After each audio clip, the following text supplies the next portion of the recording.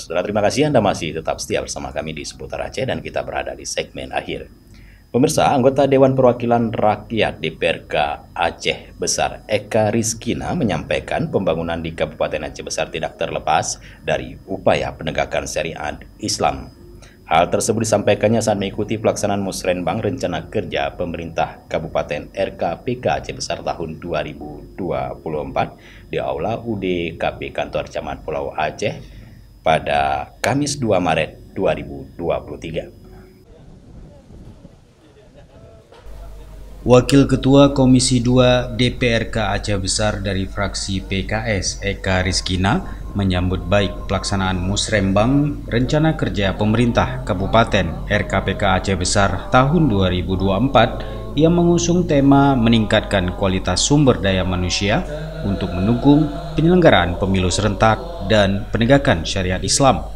Menurut satu-satunya anggota perempuan di DPRK Aceh Besar yang berasal dari daerah pemilihan 2 meliputi Pulau Aceh, pembangunan yang dilaksanakan di Kabupaten Aceh Besar harus menyentuh pelaksanaan dan penegakan syariat Islam. Memang kita di Aceh Besar menjadi fokus pembangunan disertai dengan penerapan syariat Islam. Jadi kita harapkan ke depan di sisi pembangunan itu juga menyentuh sisi syariat Islam. Sebagai contoh misalnya pembangunan wilayah sarana-sarana peribadatan itu harus menyesuaikan dengan syariat Islam yang ada.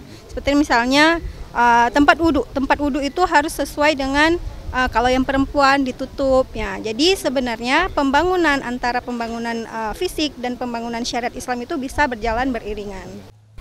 Terkait pembangunan di Kecamatan Pulau Aceh, Eka Rizkina menyebut kawasan ini memiliki potensi pariwisata yang besar dan harus dikembangkan untuk mendukung perekonomian masyarakat.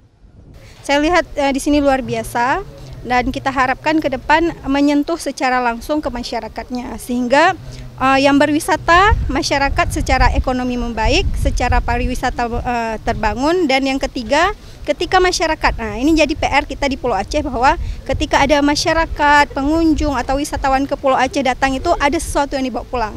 Dan ini yang belum mungkin kita bisa ini cetus bersama supaya oleh-oleh dari Pulau Aceh itu ada kekhasannya. Sehingga orang-orang ketika datang ke Pulau Aceh itu ada buah tangan yang dibawa pulang dan dari situ sisi perekonomian masyarakat juga terbantu. Dalam pelaksanaan Musrembang ini, Eka Rizkina juga menyampaikan harapan kepada pemerintah untuk penyediaan fasilitas gedung pemerintahan yang sesuai dengan kondisi Pulau Aceh. Salah satunya perbaikan gedung aula UDKP, tempat pelaksanaan Musrembang yang kondisinya sudah sangat rusak dan berisiko bagi keselamatan warga dalam pelaksanaan kegiatan pertemuan di tempat tersebut.